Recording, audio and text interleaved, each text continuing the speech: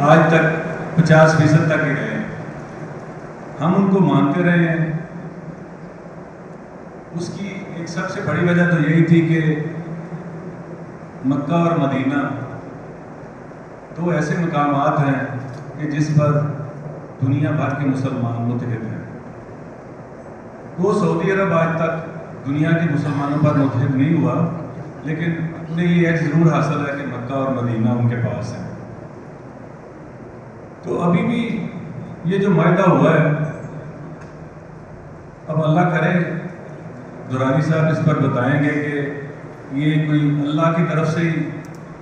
ہمیں ہمارے درمیان ڈاکٹر رضوانہ جی بیٹھی ہیں، کنیکٹ کالج کی سابق پرنسپل ہیں اور چیئرمین ہیں۔ یہ ایک ان کی آرگنائزیشن ہے جو پاکستان میں ٹیلنٹ اور ایجوکیشن کی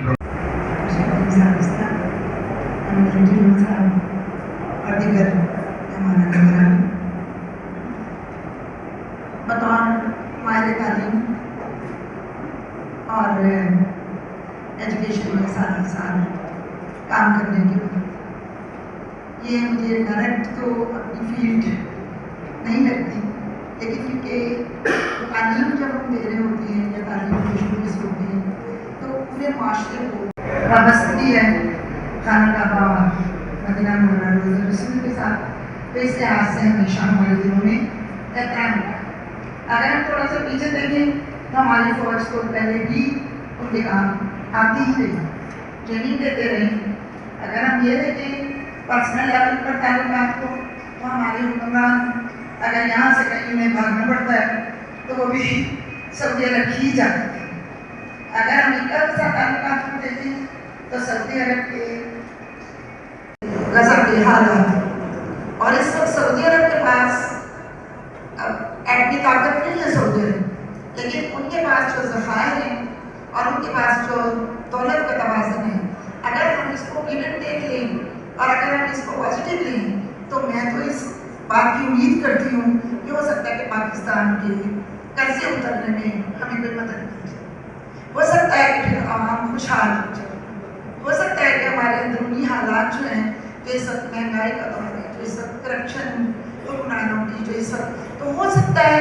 کہ ہمارے حالات اچھے ہو جائیں اور ہم ہمیشہ اچھے کی امید رکھتے ہیں۔ میں ایک معاشرے کی ایک ذمہ دار فرد ہونے کے ناطے اس بات کا یہ یقین رکھتی ہوں کہ جو بھی ہوتا ہے ویسے تو اچھے کے لیے ہوتا ہے، لیکن اس وقت جس طرح سے پاکستان یہ معاہدہ کر رہا ہے اور جس طرح سے اس میں پازیٹیو امپیکٹ اس کا زیادہ ہو رہا ہے، تو اللہ کرے کہ یہ بہت اچھے طریقے سے جائے۔ اور پھر یہ ہے کہ اگر ہمارے طلب میں اور اگر ہمارے ذہن میں اور اگر ہمارے عمل میں وہ جذبہ ہے اور سچا جذبہ ہے تو یقیناً منزل کوئی زیادہ دور نہیں ہوگی، اور ہم انشاءاللہ اندرونی انتشار کے ساتھ اور بیرونی ہماری خارجہ پالیسی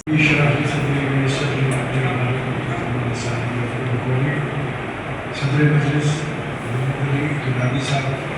کا معزز خواتین و حضرات، ابھی میرے بھائی محسن گلیا نے اپنی تقریر کے آغاز پر جب لیڈر گروپ کے چیئرمین اور ہمارے بھائی علی احمد گھنو صاحب کی طرف سے اس فکری نشست کا اہتمام کیا، تو اس پہ میں صرف یہ کہنا چاہتا ہوں کہ یہ نوجوانوں کا عمل جو ہے یہ معاشروں کی جان ہوتا ہے، اور ہماری قومی سیاسی بدقسمتی یہ ہے کہ دفاعی معاہدہ ہو یا دیگر عالمی ایشوز، ہماری تو پارلیمنٹ میں کبھی ڈسکشن نہیں ہوتی، تو اور ہم کیا کہہ سکتے ہیں کہ میں علی احمد گھنو صاحب کو مبارکباد دیتا ہوں کہ انہوں نے ایک اچھے اور ہماری پولیٹیکل پارٹیز بھی اس سے آ رہی ہیں۔ لیکن میں دو چار باتیں کرنا چاہ رہا ہوں، باتیں میری بڑی سیدھی سیدھی ہیں، اور یہ میں آپ سے انفارمیشن کی بنیاد پہ بات کر رہا ہوں کہ 2025 کا سال پاکستان، عالم اسلام اور دنیا کے حوالے سے بڑا امپورٹنٹ ہے، اس لیے کہ جس معاہدے کی بات کی جا رہی ہے اس معاہدے کے اثرات صرف عالم اسلام تک محدود نہیں ہیں، اس وقت دنیا میں خطرے کی گھنٹی بج چکی ہے،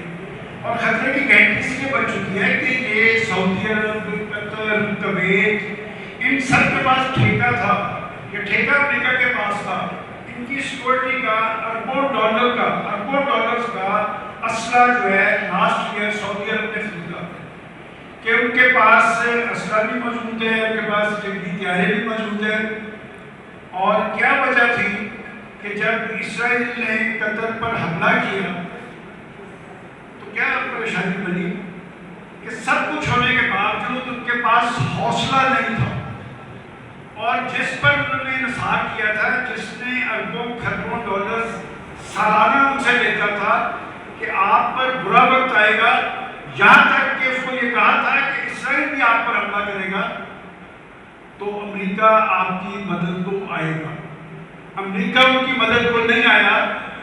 اور سب سے پہلا ملک پاکستان ہے۔ پاکستان کا پرائم منسٹر، میں آپ کو تھوڑا سا بتا دوں کہ یہ جب چند ماہ پہلے پاکستان پر جارحیت مسلط کی ہندوستان نے، تو ہمارا عالم اسلام، میں آپ کو 100% گرانٹیڈ بات بتا رہا ہوں، وہ ہمارے ساتھ نہیں کھڑے تھے، کہ سعودی عرب نے، قطر نے، بلکہ میں بتا سکتا ہوں کہ ایران کا وزیر خارجہ وہاں پر موجود تھا انڈیا میں، افغانستان کا نائب وزیر خارجہ انڈیا کے اندر موجود تھا، شخص اس نے بہت بڑا خطرہ مول لیتے ہوئے اسی لاہور کی پنجاب اسمبلی میں اسلامی کانفرنس منعقد کی تھی 1974 میں۔ اس کے بعد وہ بات کر رہا تھا کہ اس خطے کے اندر ہمارا دوست چائنا ہے، وہ کہتا تھا کہ 7 سمندر پار سے برے وقت میں کوئی چل کے نہیں آیا کرتا، ہمارے پہ جب بھی مشکل وقت آئے گا تو وہ چائنا ہوگا۔ اور تیسری بات آپ سب کو یاد ہوگا، کیونکہ میرے مخاطب جو لوگ بیٹھے ہیں یہ تاریخ دان بھی ہیں، تاریخ پر نظر بھی رکھتے ہیں، اس شخص نے کہا تھا کہ گھاس کھائیں گے ایٹم بم بنائیں گے، اور آج اگر پاکستان ہر حوالے سے محفوظ ہے تو وہ ایٹمی پروگرام کی وجہ سے ہے، اور بھارت نے جب بھی پاکستان پر جاری یہ معاہدہ ایک ایٹمی طاقت اور ایک معاشی قوت کے درمیان ہے، اور جو اسرائیل اور ٹرمپ دباؤ ڈالیں گے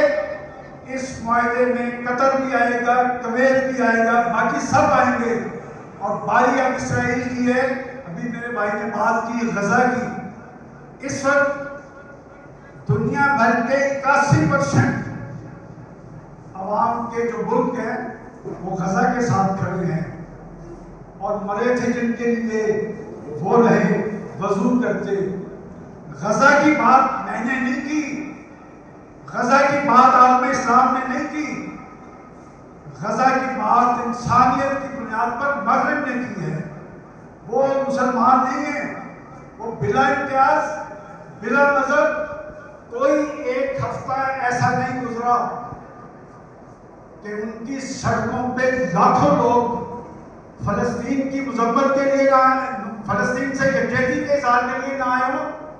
اور اسرائیل کی مذمت کے لیے نہ آئے ہوں۔ یہ غزہ کے بچوں کی چیخیں رنگ لائیں گی، یہ غزہ کے اندر قیامت صغریٰ برپا کرنے والا اسرائیل اور اس کا عالمی سرپرست